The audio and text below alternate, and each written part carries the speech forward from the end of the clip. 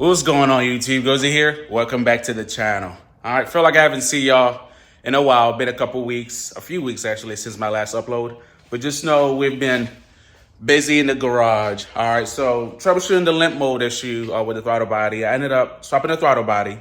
All right, here's the old one here. I know it's a lot. It's a lot to catch up on. Nick Williams 103. Now running a Nick Williams 102 troubleshooting purposes. So swap that out. Also swapped out the APP, which is on the gas pedal, somewhere around here. All right, and still didn't work. So swapped out the actual wiring. I ran my own wiring from the throttle body to the ECU, from the APP to the ECU, with no joy. Then I swapped out the actual ECU. I ended up getting a dud, and I couldn't get that dud happy. It was almost worse with the replacement. I don't know how. All right. So I threw the original back on, right? And everything seemed better than before. So we've now left the original on, but the limp mode is still there. It's not as bad. I was able to make 4 hits. 2 out of the 4 went into limp mode. Yeah, it's pretty terrible. So now I'm back to maybe thinking there's something in the tune. I'm not sure. I've combed through the tune. I've even thrown a stock tune on there. Well, that was back when I could replicate the limp mode in the garage. But I haven't thrown the stock tune on the original PCM. I know there's a lot going on. Try to keep up. But there's a chance that it might be the tune. And if that's the case, I don't know. I'm probably going to have someone else look at the factory tune. But either way, I pushed forward and I went ahead and I installed the Haltech. All right, so run the Haltech S3. Mounted in the cabin with the boom sling piggyback connector. All right, so with the boom sling harness, it plugs into the ECU, and then it has provisions that then plugs into the other end that goes to the Haltech. All right, so I'm getting ready to mount this back up because I just had to make sure that the car was gonna start in case I had to troubleshoot this side of the house. It's a lot of wiring, and sometimes we make mistakes. And I just didn't want it where maybe boom sling didn't pin something properly and I had to redo it myself. All right, so I've actually went ahead and I started the car. It does start, so I'm gonna button this back up and keep informing y'all on the changes. So I had to get another wideband controller because the S3 comes with one onboard wideband controller. If you have like a 4-cylinder, right, you only need one, so the one that's onboard would have sufficed. But I have 2 banks, so I had to get another wideband controller for either the driver or the passenger side. I can't even tell you. Okay, I have it hooked up to the driver's side. Couldn't get the car to start yesterday. I couldn't get the fuel pump to prime. All right, called Haltech. But I mean, this is just my experience. I called Haltech, there was no help. I called Boom Sling, they were kind of wanting to help, but they wanted me to send them an email of the tune. And I'm just like, yeah, I'm gonna figure it out. Ended up being that when I was setting up my base tables, I actually had one too many tables active, right? Shit that you think would make sense to have on, but there was something I already forgot what it was, but it was something that I had on that I shouldn't have had on that had to do with the fuel pump as well. So just turned it off, and then the fuel pump started priming, all right? And the next thing they had to do was verify that we were getting spark. All right, and we are. So today I was able to get the car to start. So I'm just ready to just get out there and start doing some logging at this point. Gonna put the ECU back on the car, let it back down, and then hit the road. All right, stick around. Got everything all buttoned up now, and put power to it. And I'm just noticing like the small stuff. I can't get my wideband 1 to read, and then additionally, I guess by doing the piggyback stuff, the factory coolant temp gauge ain't reading properly. It reads on the Haltech software, but it's like a 65, 70 degree temp difference, and I don't like that because that means so when I don't have my laptop, I can't see what my coolant temps are doing. I don't know. I could probably add another temp sensor here and then just run my own gauge or something, but try to figure that out. and see what's going on. But yeah, I can't get this box to come online. And this is going to bank 1. Since I already have the AEM on the passenger side bank, I could probably swap it around where I could use the AEM to monitor what's going on the passenger side and then swap the wiring around. So that way I could still see what the driver's side is doing. Because on the Haltech, I don't think I showed y'all where I have it mounted at. Yeah, I was doing some troubleshooting earlier. Got it mounted right there. Maybe you guys can see that. This is just a bunch of wiring for the Met system and stuff, which I think I can probably go ahead and delete, because I think there's a way where I can have the Haltech arm all that stuff and trigger all that stuff. So we'll see, but that'll come later down the line, along with my auxiliary pumps as well. So that's why I got the Haltech mounted. Ran the cable through this way going down to the fender to the ECU, and I just cut a small hole where the what do you call it, for the air box, or where the filter would go. Deleted that along with the heater core, and I just ran the wiring through there. I'm getting ready to crank it up now and troubleshoot some more, see if I can get that wideband box to read. Texas is 4 weeks away, and I need to get this car not just running properly, but race ready as well. So we still got a long way to go.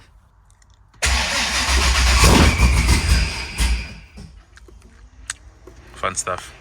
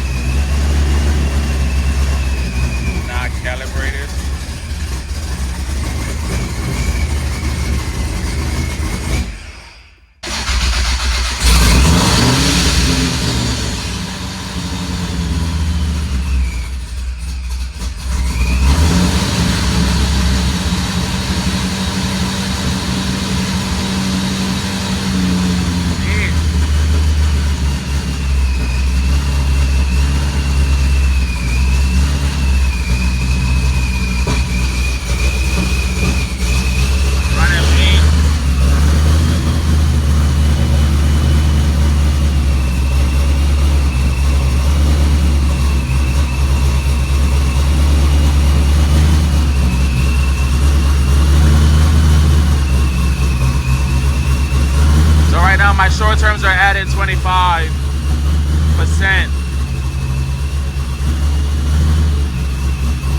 I'm gonna go in there in that range right here, and I'm gonna add 20%. See what happens.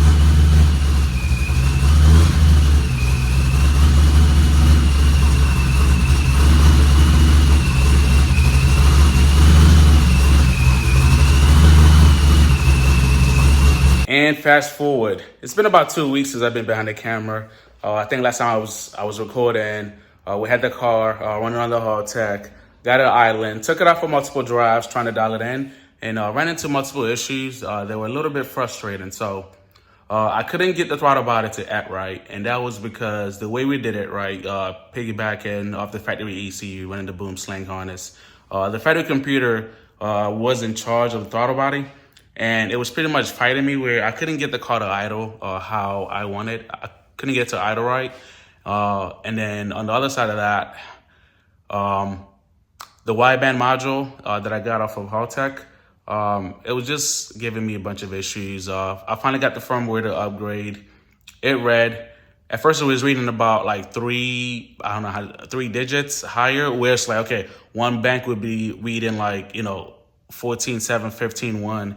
And then the other bank 1, running off the wideband 1 sensor, was reading like 13.012. So took the sensor out, did the out the exhaust, did the fresh air calibration. Started like getting a little better, and then I started having a calibration resistor failure.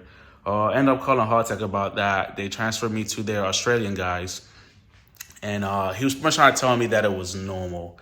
I'm like, hell nah. So I ended up turning that bank off and then trying to dial the car in, just using one bank. And I started running into like timeline issues where I didn't feel like I was gonna have the car where I needed to have it prior to Texas, because the goal was to make it to Texas TK. So I actually ended up taking the Haltech off the car for now. And now I'm thinking, so I want to put it back on, and the plan is to put it back on, but I'm going to do it the right way this time where I'm not piggybacking off the factory ECU. So I'm going to end up getting rid of the ECU. I know there's a way you can keep the BCM with the Haltech, and things are still going to run as they should. So I'm going to look into that. And if that doesn't jive, just do like, pretty much a full standalone where the Haltech is just controlling everything from the brake lights, throttle body, just pretty much everything to get the car running as it should. Because I'm just tired of just, trying to integrate multiple systems and then it just being a full headache. So took the Haltech off the car, and then over here I got a couple throttle bodies, right? So Nick Williams 103, Nick Williams 102. I was having the 1516 code with the silver blade. So I tried my luck with the gold blade and still nothing. The car drove normal, idled normal, all that good jazz. When you go into watt and then you go to shift, re-engage the throttle, it never opens up. And as a last resort, I ended up putting the stock throttle body back in, which is a factory 92 mil, and it probably went away. So I'm probably gonna end up contacting Nick Williams, send him back these throttle bodies, and have him break it down, do an inspection, and see what's going wrong.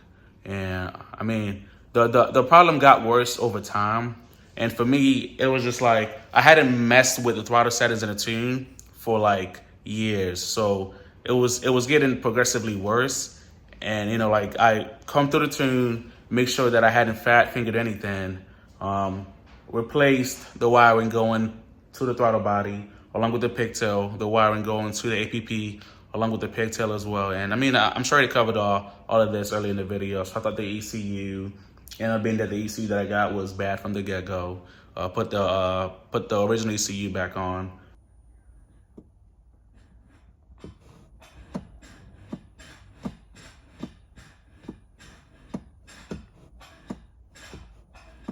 Now the car is driving perfectly fine. I was able to shift, all that good jazz, and it actually like shifting wise and it not going to limp mode, fall on its face, it felt the best that it's felt in years.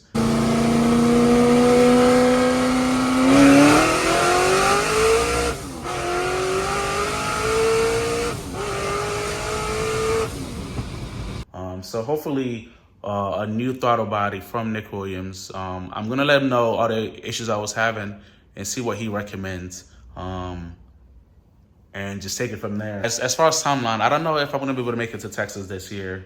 I did a lot of grinding, a lot of troubleshooting, and I don't know, I'm just kind of like, I wouldn't say over the car, but I just need to just spend a little bit more time with my family, catch up on schoolwork, and just do other stuff in life that doesn't involve cars at this point. I wanted to turn it up a notch this year, and that is still the plan. And that was the other thing about it too. I know a couple of people running the Nexus Rebel, no problems, right? They got the harness that Haltech provides that integrates with that. But for some reason, when I spoke to Haltech, they were like, "Oh, the Rebel wouldn't work for you. We don't have a plug and play harness for you, this and that."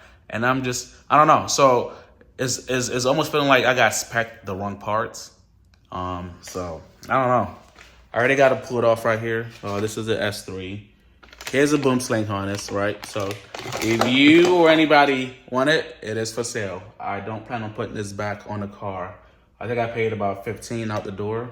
I let it go for a couple $100 cheaper than that. All right, maybe you can make it work. And then I'm gonna be sending back this wideband one controller back to Haltech. because I'm pretty sure I got a bad batch. And I appreciate y'all for tuning in. I know it's been a while since my last video upload. It just, when I try to, lock in, I tend to just put the camera down and, just focus on, what I got going on. And it's definitely been quite hectic here in the garage this past few weeks. All right, like I said, thank y'all for tuning in. Appreciate the love, appreciate the support. All right, like the video, share the videos, and I'll be seeing y'all on the next upload.